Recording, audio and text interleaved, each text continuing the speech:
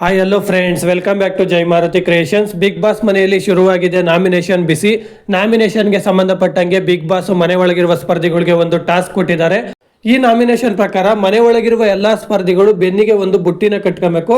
Nomination ಮಾಡುವಂತಹ ಸ್ಪರ್ಧಿಗೆ nomination ಮಾಡುವವರು ಆ ಬುಟ್ಟಿಗೆ ಚಾಕುವನ್ನು ಚುಚ್ಚಬೇಕು. ಮತ್ತೆ ಏನಕ್ಕೆ ನಾಮಿನೇಷನ್ ಮಾಡ್ತಾ ಇದ್ದೀರಿ ಅಂತ ರೀಸನ್ ಕೊಡಬೇಕು.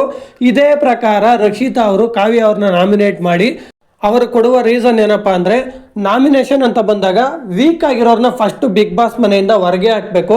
ನನ್ನ ಪ್ರಕಾರ ನೀವು 1% ಕೂಡ ನನಗೆ ಕಾಂಪಿಟೇಟರ್ ಅಲ್ಲ ಅಂತ ಹೇಳ್ತಾರೆ.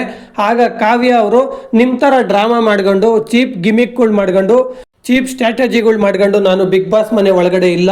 ನನ್ನ ಪ್ರಕಾರ ನಾನೇನು ಅಂತ ಗೊತ್ತಿದೆ, ನಾನು ಎಷ್ಟು ಸ್ಟ್ರಾಂಗು ಅಂತಲೂ ನನಗೆ ಗೊತ್ತಿದೆ ಅಂತ ಹೇಳ್ತಾರೆ. ಸ್ವಲ್ಪ ಹೊತ್ತು ನಾಮಿನೇಷನ್ಗೆ ಸಂಬಂಧಪಟ್ಟಂಗೆ ಇವರಿಬ್ಬರ ಮಧ್ಯ ವಾದ ವಿವಾದಗಳು ನಡೀತವೆ ಅಂತ ಹೇಳಬಹುದು.